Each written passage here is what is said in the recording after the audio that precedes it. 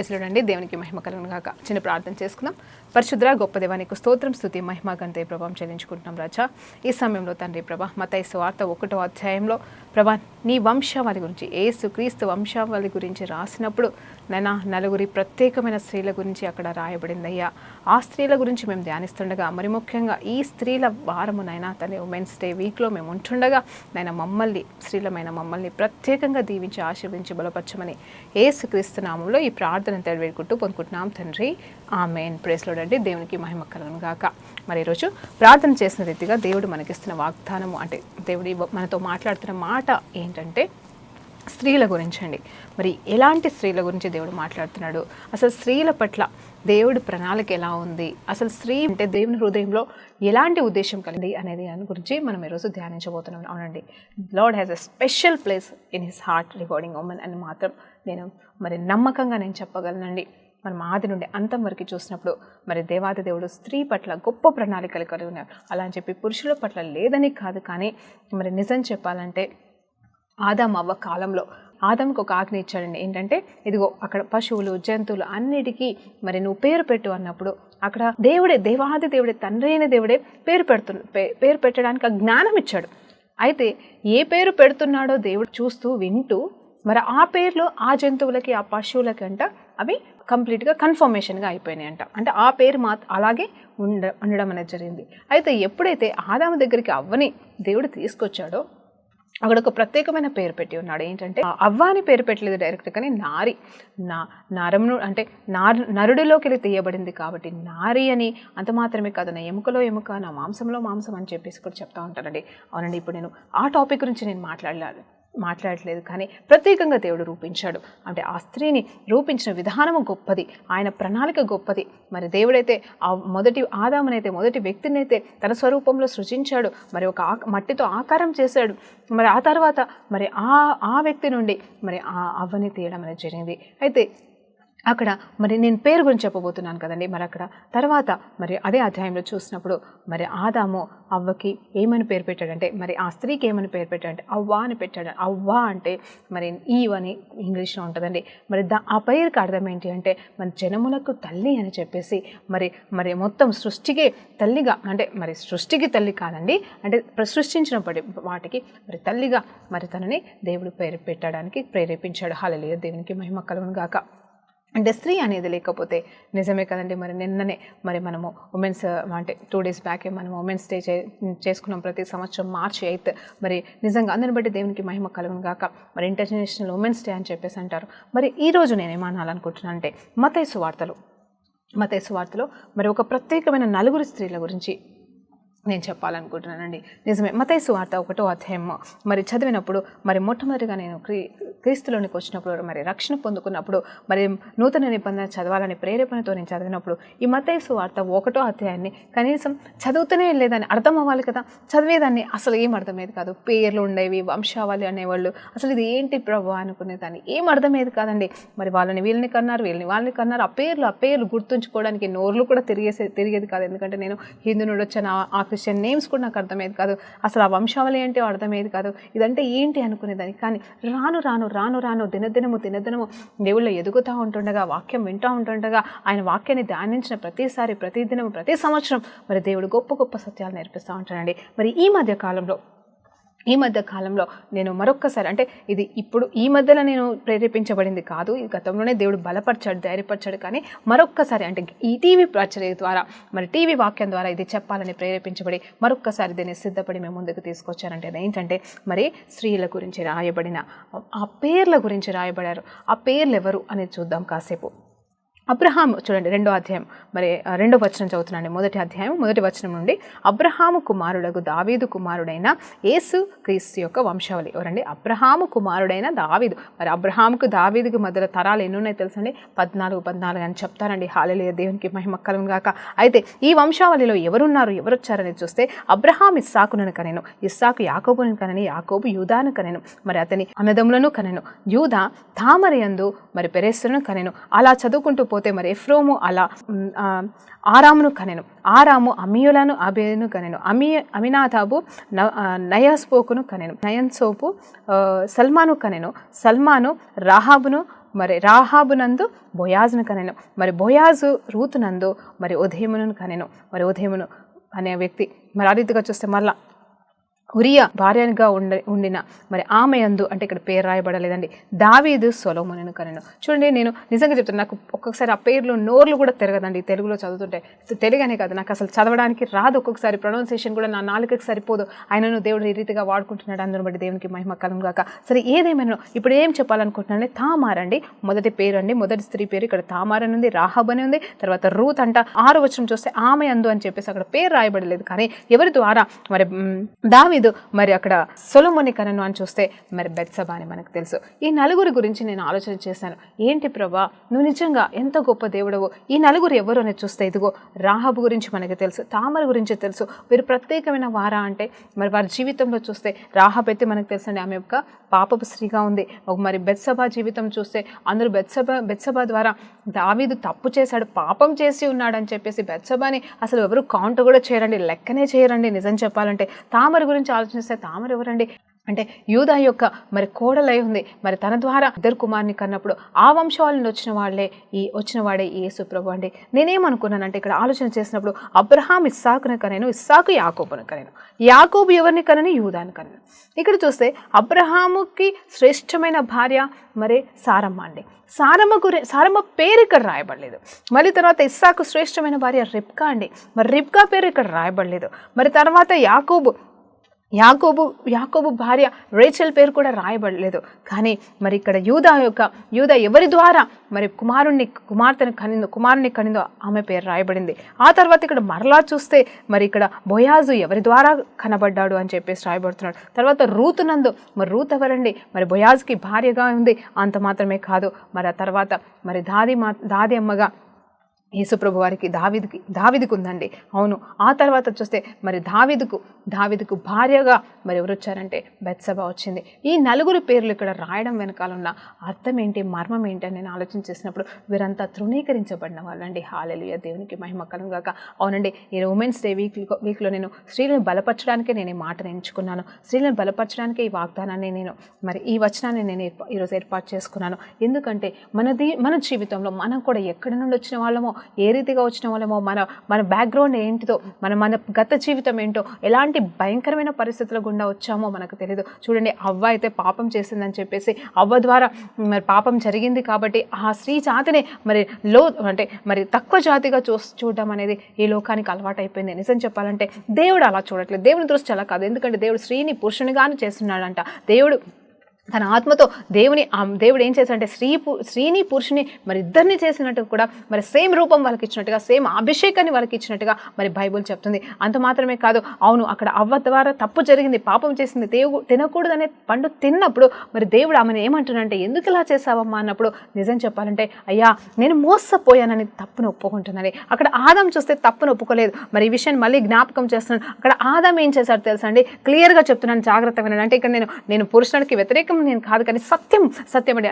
అందుకే దేవుడు నన్ను నిలబెట్టుకున్నాడు. ఇక్కడ grace and truth ministries house of prayer అనే పేరుకి అర్థం ఏంటంటే కృపా సత్యము రెండు కూడా, దేవుని కృప దేవుని సత్యం అనేది సంపూర్ణంగా నా మాటల ద్వారా, నేను చేసే ప్రతి పని ద్వారా, నేను చేసే పరిచర్య ద్వారా రావాలని దేవుడు నాకు ఆజ్ఞ ఇచ్చే ఉన్నాడు. కాబట్టి ఆజ్ఞను బట్టి నేను ముందుకు సాగుతున్నాను, అంతేకాని ఎవరిని కించపరచడానికి కానీ, ఎవరిని తగ్గించడానికి కానీ, ఎవరిని హెచ్చించడానికి కాదని. ఎందుకంటే నేను నా దేవుడికి నేను లెక్క చెప్పుకోవాల్సిన దానిగా నేను ఉన్నాను. కాబట్టి ఈరోజు మాట్లాడుతున్నాను ఏంటంటే ఆదాము తప్పు చేశాడు, ఆదాము కూడా తిన్నాడు, అవ్వ ఇచ్చినప్పుడు తిన్నాడండి, మరి ఒప్పుకొని తిన్నాడు, ప్రేమతో తిన్నాడు, తన భార్య అని చెప్పేసి మరి నమ్మకంగా తిన్నాడు. కానీ అక్కడ ఏం జరిగిందంటే తన వలన మరి పాపం అనేది ఎంటర్ అయింది, కాదనట్లేదు. కానీ అక్కడ ఏం జరిగిందంటే అవ్వ అయితే మరి ఎందుకు అని దేవుడు అడిగినప్పుడు మరి వీరిద్దరైతే దాక్కున్నారు, అది కూడా మనకు తెలుసు. కానీ అక్కడ వెంటనే అవ్వ ఏం చెప్తుందంటే అయ్యా నేను మోసపోయానని ఒప్పుకుంటుందండి.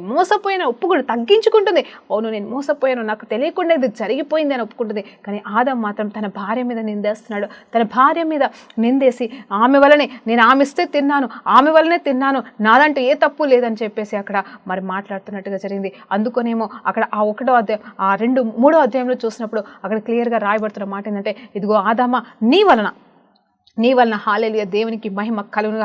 అక్కడ ఆదాము తప్పు ఒప్పుకోలేదు సరిగా, దాన్ని నిందేస్తున్నాడు కాబట్టి అక్కడ తనలోకి ఏమి జరిగిందంటే నీ వలన ఈ భూమి శపించబడుతుందని దేవుడు అక్కడ ఆయనకి ప్రవచనాత్మకమైన మాట మాట్లాడాడు. అలాగే అవ్వతో ఏమన్నాడు తెలుసండి, అవ్వతో కూడా మాట్లాడినాడు దేవుడు, సాతానుతో కూడా మాట్లాడినాడు. మరి అవ్వని శపించలేదు కాదు కానీ శిక్షించాడండి. హల్లెలూయా దేవునికి మహిమ కలుగును గాక.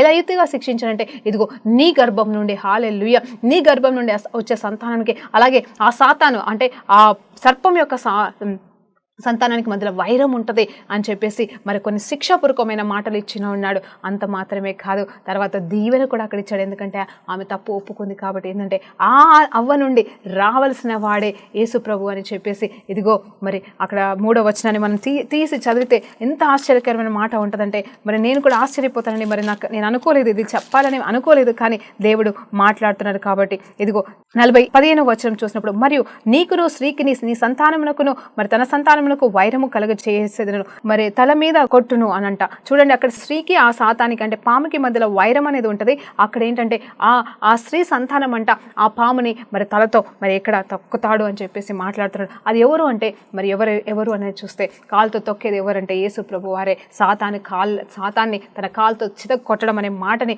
మరి ఆ అవ్వ సంతానం కోసం వాగ్దానం చేస్తున్నాడు. శిక్షించాడండి. నీకు ప్రాబ్లం వస్తుంది, నీకు సంతానం ప్రాబ్లం వస్తుంది, సంతానం కన్నప్పుడు నీకు నొప్పులు వస్తాయి. అంత మాత్రమే కాదు, మరి నువ్వు నీ భర్త నిన్ను ఏలుతాడనే కొన్ని శిక్షాపూర్వకమైన మాటలు మాట్లాడాడు. కానీ మరి తను తప్పు ఒప్పుకోవడం వల్ల అక్కడ నీ ద్వారానే మరలా మరి ఎవరు వస్తున్నారంటే యేసు ప్రభు రాబోతున్నాడని చెప్పేసి దీవించాడండి. హల్లెలూయా దేవునికి మహిమ కలుగును గాక. సాతానికి అన్నీ తెలుసండి, ఆది అంతా తెలుసు. అంటే నేను సాతాన్ని పొగడట్లేదు, కానీ సాతానికి మరి దేవుని ప్రణాళిక కొత్త గొప్ప తెలుసు కాబట్టి అందుకోసమే మొదటి నుండే అవ్వ ద్వారానే యేసు ప్రభు రాబోతున్నాడు. ఈ సృష్టి తను పాడు చేసినా కూడా, సాతాను పాడు చేసినా కానీ ఆ అవ్వ ద్వారానే మళ్ళా సృష్టికర్త ఒక యేసు ప్రభు రూపంలో వచ్చి ఈ మానవాల్ని కాపాడతాడు, అదే అంతమై ఉంటుంది అని చెప్పేసి సాతానికి తెలుసు. కాబట్టి ఆ అవ్వనే అటాక్ చేయడానికి చూసినప్పుడు అవ్వ తన తప్పును ఒప్పుకునిందని. అంత మాత్రమే కాదు, ఆ తర్వాత చూసినప్పుడు అద్భుతమైన రీతిగా ఆ వంశవాళి నుండే మరి ఆ స్త్రీ ద్వారానే మరి మొత్తము భూలోకం అంతా కూడా సృష్టించబడడం. అంత మాత్రమే కాదు, మరి నిజంగా యేసు ప్రభు రావడం అనేది జరిగింది.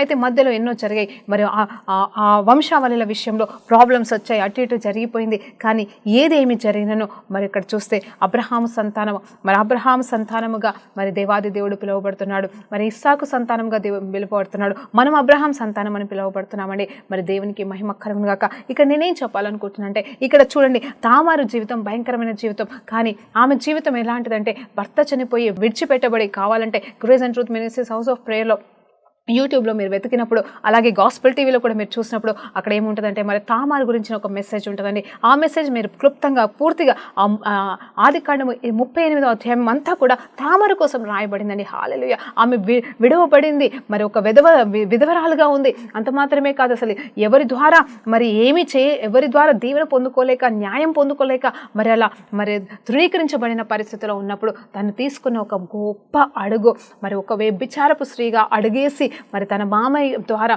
మరి కుమారుని కని మరి ఆ అవ్వ యొక్క మరి ఆ సంతానాన్ని నిలబెట్టగలిగిందంటే దేవునికి మహిమ కలుగును గాక. అక్కడ చేస్తున్న క్రియ పాపపు క్రియ లాగానే ఉందండి, కానీ ఆమె ఉద్దేశాలు గొప్పవి ఉన్నాయి. మరి ఆనాది ప్రణాళిక నెరవేర్చడానికి, దేవుని యొక్క ప్రణాళిక నెరవేర్చడానికి మరి శ్రీకారం చుట్టినట్టుగా మనకి ఇక్కడ అర్థమవుతుంది. హల్లెలూయా దేవునికి మహిమ కలుగును గాక. ఇక్కడ చూస్తే మరి తామారు గురించి మనకు తెలుసు కదండి. తామారు జీవితం గొప్పగా ఈ రకంగా దీవించబడ్డం మాత్రమే కాదు, కానీ యేసు ప్రభు వంశావళిలో లిఖించబడిందండి. నేనేమంటాను, ఇక్కడ నువ్వు తృణీకరించబడినవా, నీకు భర్త లేడా, నీ పరిస్థితి ఎంత భయంకరంగా ఉంది, నువ్వు పాపపు జీవితాన్ని ఇంకా జీవిస్తున్నావా, ఈ రోజు కూడా నువ్వు పాపపు జీవితంలోనే ఉన్నావా, దేవుడు చెప్తున్నాడు బయటకి రా. ఇదిగో తామరను దీవించిన దేవుడు నిన్ను కూడా దీవిస్తాడు. అంత మాత్రమే కాదు, రాహాబు కూడా అండి, ఆమె ఒక వేశ్య అండి. క్లియర్గా బైబిల్ చదువు, షీ ఈజ్ ఎ వేశ్య, ఒక పాపపు స్త్రీ. మరి దేవాది దేవుడు చేసిన అద్భుతములను కార్యములను, ఎర్ర సముద్రము చీల్చబడుట, మరి ఎరుకు గోడలు కూల్చబడట, ఇవన్నీ ఆమె విన్న తర్వాత దేవుడు మరి ఇజ్రాయెల్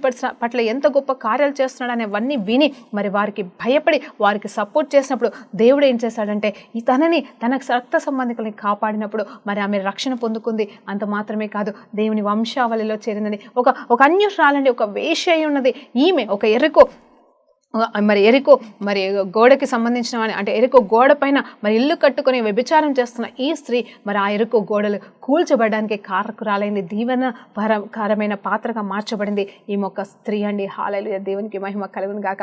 ప్రతి అద్భుతం వెనకాల మరి ప్రతి పురుషుడి వెనకాల ఒక స్త్రీ ఉంటుందని చెప్పేసి మనం సామెతగా చెప్పుకుంటూ ఉంటాము. అవి ఉండొచ్చండి, అవి ఉండొచ్చు, అవి ఉండకపోవచ్చు కొంతమంది జీవితంలో. కానీ నిజంగా చెప్పాలంటే ఎరుకో గోడ కూల్చబడడానికి మరి గొప్ప కారణము ఈ తల్లి కూడా అయ్యిందని చెప్పేసి నేను చెప్పగలుగుతాను. ఆ తర్వాత తన జీవితాన్ని మార్చుకోవడం మాత్రమే కాదు, ఇదిగో బోయాజుకే తల్లి అయ్యానండి. బోయాజు గురించి తెలుసు కదా, మరి రూతుకు భర్త అయిపోయాడు. మరి రూతు కూడా మరి ఒక మొయాబురాలు, తను కూడా అన్యురాలు, నయోమిని నమ్ముకుని వచ్చిందండి. హల్లెలూయా, దేవునికి మహిమ కలుగును గాక. ఇక్కడ వీళ్ళందరి గురించి మనకు తెలుసండి, మనం ధ్యానించాం. ఇక్కడ నేను ఎందుకు ఏమి చెప్పాలనుకుంటున్నానంటే, ప్రత్యేకంగా దేవుడు మరి ఈ తృణీకరించబడిన ఈ పాత్రల్ని ఇదిగో మత్తయి సువార్త 1వ అధ్యాయంలో మరి చక్కగా వారి పేర్లు రాయబడింది. మరి లేరా, మరి సారమ్మ పేరు రాయొచ్చు, మరి ఆ రెబెకా పేరు రాయొచ్చు, లేయా పేరు రాయొచ్చు, రేచల్ పేరు రాయొచ్చు, అంటే లిఖించబడచ్చు. ఇక్కడ వాళ్ళ భార్యతో పాటుగా ఏముందండి, ఇంకో 2 లైన్లు, ఇంకొక 2 వచనాలు. కానీ ఆత్మ దేవుడు ఇదిగో మత్తయి ద్వారా మనం ఉండండి, ఇవన్నీ కూడా ఈ వచనాలన్నీ కూడా ఆత్మ ప్రేరేపణ చేత రాయబడినవే కదండి. పరిశుద్ధాత్మ దేవుడు మత్తయి గారికి మరి ఆత్మ జ్ఞానముతో మరి వాళ్ళందరి పేర్లు ఇంత స్పష్టంగా రాయించడానికి కారకుడయ్యాడు. హల్లెలూయా, దేవునికి మహిమ కలుగును గాక. ఇక్కడ ఏమి దేవుడు మనకు నేర్పిస్తున్నాడంటే, మొదటి అధ్యాయంలో తృణీకరించబడిన ప్రతి స్త్రీ కూడా మరి గొప్పగా అయ్యింది బైబిల్లో అని చెప్పేసి, మరి నాశనకరమైన గుంట నుండి లేవనెత్తేవాడని చెప్పేసి దేవాది దేవుడు చెప్తాడు. అవును, హన్నా పాడిన పాట ఇదిగో దేవునికి మహిమ కలుగును గాక. మేరీ అమ్మ పాడిన పాట హల్లెలూయా, దేవునికి మహిమ కలుగును గాక. మనం కూడా పాడదామా ఈరోజు అని మిమ్మల్ని వేడుకుంటున్నాను. ఏంటి ఆ పాట అంటే, దేవుడు పెంట కుప్ప నుండి మనల్ని లేవనెత్తుతాడు, ఇదిగో మనల్ని మరి గొప్ప చేస్తాడు, మనల్ని తృణీకరించడు, ఆయన మనల్ని సంసారానికి సరైన వారిగా మార్చుకుంటాడని చెప్పేసి దేవుడు ఇక్కడ మరి వారికి వాగ్దానం ఇచ్చాడు, వారి జీవితాలను నెరవేర్చాడు. అంత మాత్రమే కాదు, దావీదు విషయంలో కూడా అండి, దావీదు యొక్క భార్య అయిన బత్షెబ అండి. హల్లెలూయా, మరి ఇక్కడ ఎందుకు మరి తన భర్త వేరే, మరి ముందు భర్త వేరే కాబట్టి తను చనిపోయిన తర్వాత దావీదు మరి తనని వివాహం చేసుకుంటాడు. మనకి తెలుసు. బత్షెబ గురించి కూడా ఎవరు మాట్లాడరు, ఎవరు ఆమె గురించి ఆలోచన చేయరు. దావీదు తప్పు చేశాడు, దావీదు పాపం చేశాడు, దావీదు తప్పు ఒప్పుకున్నాడు, దావీదు మంచిగా అయ్యాడు, దావీదు హృదయానుసారుడని మనము గొప్ప గొప్ప సత్యాలు మనం నేర్చుకుంటాం, తెలుసుకుంటాం, దావీదులాగా జీవించాలనే ఉద్దేశంగా ఉంటాము, ఆలోచనతో ఉంటాము. కానీ బత్షెబ గురించి మనం ఆలోచన చేయము. కానీ ఇక్కడ దేవుడు ఆలోచన చేసండి, పరిశుద్ధాత్మదేవుడు ఆలోచన చేసి ఆమె పేరు ఆమె యందు అని చెప్పేసి ఆమె పేరు ఇక్కడ రాలేదు, కానీ బత్షెబ అని చెప్పేసి ఇక్కడ క్లియర్గా దేవుడు మరి ఆమె గురించి లిఖించాడండి. మరి నేనేమంటున్నానంటే, దేవుడు స్త్రీ పట్ల గొప్ప హృదయం కలిగి ఉన్నాడు. ఆ బిడ్డ ప్రతి స్త్రీ పట్ల గొప్ప ప్రణాళిక మాత్రమే కాదు, ఆయన హృదయంలో ఒక ప్రత్యేకమైన స్థలాన్ని పెట్టుకున్నాడు. ఎందుకంటే హల్లెలూయా, మరి తర్వాత 16వ వచనం 1వ అధ్యాయం 16వ వచనం చూసినప్పుడు మరి అక్కడ కూడా అండి మరి మరియ గురించి రాయబడుతుంది చక్కగా. మరి మరియ ఎవరండి, మరి ఆలోచన చేస్తే మరి ఆ వంశావళిని వచ్చినామనే కదా. మరి ఆ వంశావళి మరి పుట్టిన ప్రతి బిడ్డలో పాపం ఉంటుంది కదండి. ఎప్పుడైనా ఇది ఆలోచన చేస్తారా? మరి అంటే ఇక్కడ నేను ఏ డినామినేషన్ గురించి నేను మాట్లాడట్లేదు, కానీ దయచేసి మరి ఒక్కసారి మనం సత్యం గురించి ఆలోచించేద్దాం. ఇక్కడ మరి వారందరూ కూడా పాపంలో ఉన్న వాళ్ళు, పాపంలో ఉన్న వారి జీవితాలు మార్చబడినప్పుడు, వారు దేవుని కోసం అడిగేసినప్పుడు, దేవుని వైపు తిరిగినప్పుడు, వారి జీవితాలు యేసు ప్రభు వంశావళిలో, అంటే యేసు ప్రభు పుట్టడానికి కారకులు, అంటే వారి బీజం అండి. హల్లెలూయా, వాళ్ళ జియనాలజీ, యేసు ప్రభు జినాలజీ అనేది మరి వంశావళి అనేది వీళ్ళ పేరు నుండి వస్తే, ఆ తర్వాత మేరీ అమ్మ పేరు గర్భం నుండి ఈయన వచ్చాడు. ఆ మేరీ ఎక్కడికి వెళ్ళి వచ్చింది? మరి పైన వాళ్ళ నుండే వచ్చింది. ఆమె కూడా మరి అందరిలాంటి స్త్రీయే, మరి పాపంలో పుట్టిన స్త్రీయే. ఎందుకంటే పుట్టిన ప్రతి మనిషి కూడా పాపమే, పాపం చేసిన వారే, ఎవరు కూడా పాపం లేని వారంటూ లేదని బైబుల్ చెప్తుందండి. హల్లెలూయా, దేవునికి మహిమ కలుగును గాక. మరి ఈ మరియా తల్లి ఏ రీతిగా మరి పరిశుద్ధురాలు అయ్యిందంటే, ఎప్పుడు అవునండి, ఉన్నతమైన స్థలం. ఇప్పుడు సారమ్మ మంచిది, ఉత్తమురాలు, రిబ్కా మంచిదండి, మనకి తెలిసిందే.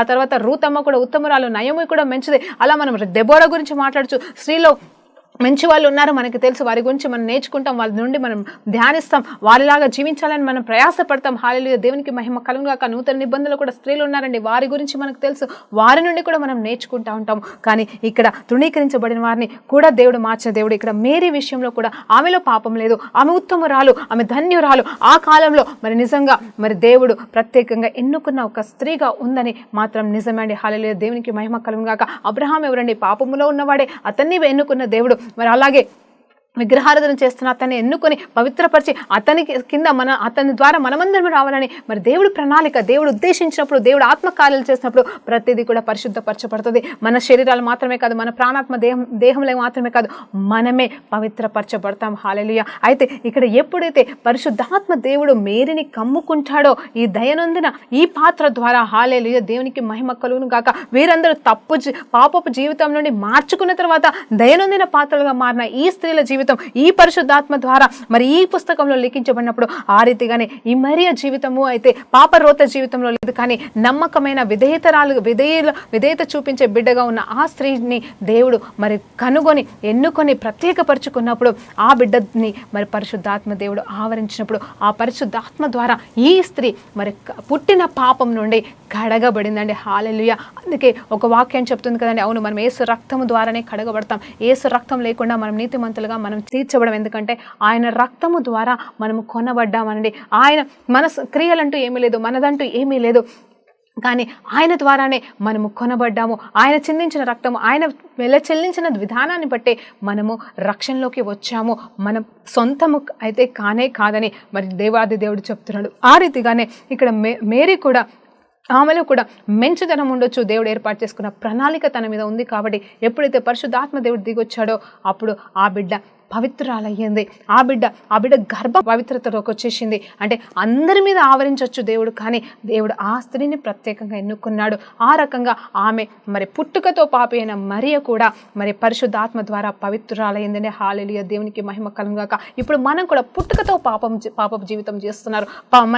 మన జీవితం అంతా కూడా పాపంలోనే ఉంటుంది గతంలో. మరి ఆ తర్వాత మెల్లమెల్లిగా దేవునిలో ఎదుగుతూ ఉంటే మనలో ఉన్న పాత రోత స్వభావం దినదినము మార్చబడుతుంది. ఒక్క రోజులో జరగదండి, జరుగుతుందేమో కొంతమంది జీవితంలో, నేను కాదనట్లేదు. విడిచిపెడుతున్నారు ఎంతోమంది. అవును, పలానా దినం పలానా క్షణంలో దేవుడు నన్ను పట్టుకున్నప్పుడు నేను ఇంకా పాపం జోలికి వెళ్ళలేదు, దేవుడు నా పట్ల కార్యాలు చేస్తున్నాడని కొంతమంది. అంత మాత్రమే కాదు, ఇంకా నేను పాపం చేయకూడదని తీర్మానం తీసుకున్నాను, కానీ దేవుడు నమ్ముకున్న తర్వాత కూడా ఎన్నో తప్పులు చేశాను, కానీ పశ్చాత్తాపడుతూ దాని నుండి బయటకు రావడానికి, ఆ పాపం నుండి మరి ఆ బలహీనత నుండి నేను బయటకు రావడానికి, అంటే పాపం అనే బలహీనత నుండి బయటకు రావడానికి కొన్ని సంవత్సరాలు పట్టింది, కొన్ని నెలలు పట్టింది. దేవుడు నాకు కృప చూపించాడని కూడా కొంతమంది సాక్ష్యాలు చెప్తూ ఉంటారండి. నిజమే, పాపం ఎంతో మంది చేస్తారు, అందరూ చేస్తారు, కానీ పాపం ఒప్పుకున్న వాడే గొప్పవాడని వాక్యం చెప్తుంది. హల్లెలూయా, దేవునికి మహిమ కలుగును గాక. మరి దేవునికి మహిమ కలుగును గాక. ఈరోజు ఈ ప్రత్యేకమైన దినమున, నీ ప్రత్యేకమైన వారంలో నేను చెప్పాలనుకున్నది ఏంటి అంటే, ఈ స్త్రీలని దేవుడు తన వంశావళిలో లిఖించుకున్నాడు. ఎందుకంటే రాయాల్సిన అవసరం లేదండి, వాళ్ళ గురించి తెలుసు. పాత నిబంధనలో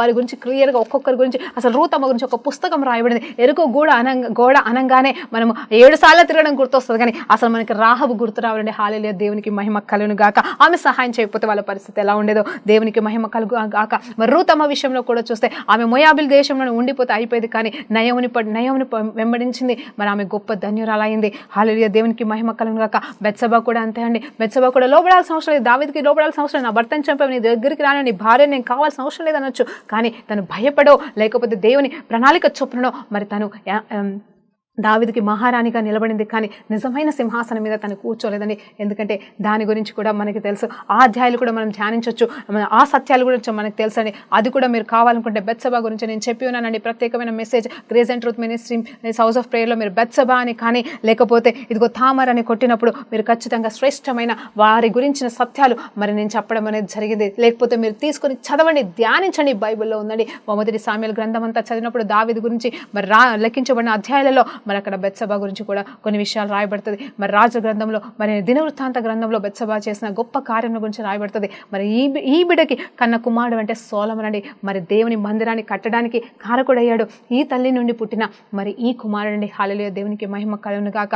తర్వాత వారి జీవితంలో ఏమైపోయినాయి అనేది తర్వాత విషయం, కానీ దేవుడైతే మరి గొప్ప కార్యం చేశాడు. అంత మాత్రమే కాదు, ఈ బెత్సెబానేనండి నిజం చెప్పాలంటే, నా కుమారుడా ఇదిగో నీతి మార్గంలో నడు, మరి మూర్ఖంగా ఉండకు, ఇదిగో మరి అన్యుల జోలికి వెళ్ళకు, అన్య స్త్రీలను వివాహం చేసుకోకు, ఇదిగో స్త్రీ అంటే ఎలా ఉండాలని చెప్పేసి సామెత గ్రంథము మరి మొత్తము కూడా మరి మ్యాక్సిమం పార్ట్ ఆఫ్ ద సామెతల గ్రంథం అంతా కూడా మరి ఈ తల్లి ద్వారా లిఖించబడిందని మరి నాకు అర్థమవుతుందండి. అందుని బట్టి దేవునికి మహిమ కలుగును గాక. నిజమే, ఈ శ్రేష్టమైన స్త్రీలు హల్లెలూయా పాత రోత జీవితాన్ని విడిచిపెట్టి శ్రేష్టమైన దేవుని పట్టుకున్న తర్వాత పొందుకున్నారండి. ఇప్పుడు మన జీవితాలు కూడా మార్చుకుందామండి. హల్లెలూయా, మేరీ అయితే తనైతే మంచిదే, మరి మంచోళ్ళు ఉన్నారు. ఇప్పుడు సారమ్మ పేరు రాయొచ్చు, ఇక్కడ రాయలేదు. మరి రిబ్కా పేరు రాయలేదు. ఇంకెవరెవరి పేర్లో రాయొచ్చండి. మరి ఎంతోమంది పేర్లు ఇక్కడ రాయొచ్చు. ఎందుకంటే యేసుప్రభు వంశంలో మరి కొంతమంది స్త్రీలు లేరు కదండి. వీళ్ళందరూ ఇక్కడ ఎవరెవరి పేర్లు అయితే రాయబడిందో వాళ్ళ భార్యలందరూ కూడా ఉత్తములే, మంచి వాళ్ళే, మంచి స్త్రీలే. వాళ్ళందరి పేర్లు రాయలేదు. కానీ ప్రత్యేకంగా కావాలని ఎందుకు రాశారంటే ఇదిగో ఇలాంటి వారి జీవితాన్ని కూడా మార్చగలనని చెప్పేసి నీకు నాకు ఈరోజు దేవుడు చెప్తుంటుండగా మన జీవితాన్ని మార్చుకుందాం. ఎవరు నీ గురించి ఏమంటున్నారనేది మర్చిపో. నేను చాలా మందిని చూశానండి సంఘాలలో. ఎలా అంటే వారి బ్రతుకులను మార్చుకుంటున్నారు. వారి పాప రోత జీవితాన్ని బట్టి మార్చుకుంటున్నారు. అంటే దాని నుండి బయటకు వస్తున్నారు, ఇష్టపూర్వకంగా బయటకు వస్తున్నారు. కానీ సాతాను ఏం చేస్తుంది తెలుసా? ఇదిగో ఆ సంఘస్థులని వాడుకొని మొన్నటి వరకు ఈ అమ్మాయి ఇలా పాపం చేసింది, మొదటి వరకు ఈ వ్యక్తి ఇలా పాపం చేశాడు, ఇప్పుడు చూడు భక్తులుగా తయారై కూర్చున్నారని చెప్పేసి ఇష్టమైనట్టు మాట్లాడడం నేను విన్నానండి చాలా మంది గురించి. నాకు అర్థమయ్యేది కదా, పాపం వాళ్ళు ఇప్పుడిప్పుడే తెలుసుకొని బయటకు వచ్చారు, దేవుని నమ్ముకున్నారు. దేవుడు పాపుల కోసం వచ్చాడు కదా, నీతిమంతుల కోసం కాదు కదా. మరి అలాంటప్పుడు ఇప్పుడు ఆ పాపాన్ని విడిచిపెట్టి నమ్ముకున్న వాళ్ళు గొప్పవాళ్ళ, పవిత్రులా? లేకపోతే ఒక స్త్రీ, ఒక పురుషుడు వారి పాత రోత జీవితాన్ని విడిచిపెట్టి మరి దేవుని పట్టుకున్నప్పుడు వీరు మాట్లాడుతున్న నెగిటివ్ మాటలు మాట్లాడుతున్న వాళ్ళు నీతిమంతులా? నాకు అర్థం కావట్లేదు. ఎవరిని గద్దించాలో ఎవరికి చెప్పాలో నాకు అర్థం కాలేదు. కానీ నేను మాత్రం ఒకటే చూస్తున్నాను, అలా మీరు ఒకవేళ నీ సంఘంలో, నీ ఇంట్లో, నీ కుటుంబంలో, నీకు తెలిసిన వాళ్ళ మధ్యలో ఎవరైనా పాప రోత జీవితాన్ని విడిచిపెట్టిన వాళ్ళని ఆదరించు, వాళ్ళని ఓదార్చు. ఈవెన్ పాపులను సైతం క్షమించు, ప్రేమించు. పాపాన్ని ప్రేమించు, కానీ పాపులను క్షమించు, ప్రేమించు, మార్చడానికి ప్రయత్నించు. కేవలం ప్రార్థన మాత్రమే కాదు, నువ్వు చేయాల్సింది ఏంటంటే నీ ప్రేమ హస్తం అనేది వారి మీద నువ్వు పెట్టాల్సిన బాధ్యత మనకు ఉందని చెప్పేసి ప్రతి క్రైస్తవుడితో దేవుడు మాట్లాడుతున్నాడు ఈరోజు. హల్లెలూయా, దేవునికి మహిమ కలుగును గాక. ఈ రీతిగా మనం ఆలోచన చేస్తే మరి మేరీ అమ్మ విషయంలో కూడా గొప్ప కార్యం చేసిన దేవాది దేవుడు మరి మనందరి జీవితంలో కూడా గొప్ప కార్యము చేయను గాక. ఈ రీతిగా మన జీవితాలు జీవ గ్రంథంలో అనండి. అవును, ఇక్కడ ఈ పవిత్రమైన బైబిల్ గ్రంథంలో నీ పేరు నా పేరు లేకపోవచ్చు, కానీ మరి దేవాది దేవుడు చెప్తున్న మాట ఏంటంటే ఆయన పవిత్రమైన గ్రంథంలో ఇదిగో వీళ్ళందరి పేరు ఇక్కడ రాయడం మాత్రమే కాదు, జీవ గ్రంథంలో లిఖించబడింది, వంశావళిలో లిఖించబడింది. అమ్మా, నీ రోత జీవితాన్ని నువ్వు మార్చుకున్నావా? ఇదిగో నువ్వు రక్షణ పొందుకున్నావా? నువ్వు దేవుని కోసం మరి నూతనీకరించబడి వాడబడుతున్నావా? నువ్వు ఒకవేళ ఈ లోకస్తులు నిన్ను పేరు పెట్టి పిలవడానికి కూడా అసహించుకుంటున్నారేమో, కానీ మర్చిపోకు, దేవుడు నీ పేరుని తన హృదయంలో రాసి పెట్టుకున్నాడు. ఆయన అరిచేతిలో నిన్ను చెక్కి ఉన్నాడు, నిన్ను క్షమించేస్తున్నాడు, నిన్ను క్షమించేశాడు ఆల్రెడీ. ఆయన నిన్ను ప్రేమిస్తున్నాడు, ఆయన నీ కోసం నేను ప్రాణం ఇచ్చాడు. అవును, ఈరోజు శ్రేష్టమైన వారంలో మరొక్కసారి జ్ఞాపకం చేస్తున్నా. నువ్వు తల్లిగా ఉన్నావా, అత్తగా ఉన్నావా, కోడలుగా ఉన్నావా, భార్యగా ఉన్నావా, బిడ్డగా ఉన్నావా, ఏ స్థానంలో నువ్వు ఉన్నా ఆ స్థానంలో నువ్వు నమ్మకంగా ఉండు. ఆ స్థానానికి నువ్వు విలువివ్వు. ఆ స్థానాన్ని మరి దేవుడిచ్చిన బాధ్యతగా నువ్వు నిలబడితే దేవుడు నిన్ను గొప్పగా ఇచ్చేస్తాడు. నువ్వు ఉన్న చోటనే నిన్ను గణపరుస్తాడు. దేవుడు ఉన్న చోటనే వాళ్ళని గణపరచాడండి, ఉన్న చోట నుండే వాళ్ళని పిలిచాడు, ఉన్న చోట నుండే వాళ్ళ జీవితాన్ని మార్చాడండి. ఈరోజు నీకు అన్యాయం జరుగుతుండొచ్చు, కానీ దేవుడు చూస్తున్నాడు. ఆ అన్యాయాన్ని అంతటిని న్యాయపూర్వకంగా మార్చే దేవుడు నీకు నాకు ఉన్నాడని జ్ఞాపకం చేస్తున్నానమ్మా. మీకు ప్రార్థనతో ముగించుకుందాం.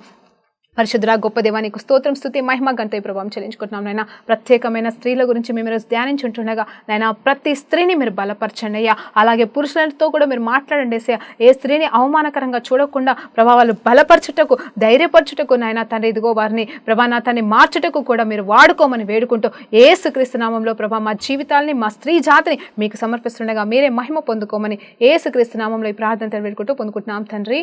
ఆమేన్, ఆమేన్. ప్రైజ్ లార్డ్ అండి. దేవునికి మహిమ కలుగును గాక.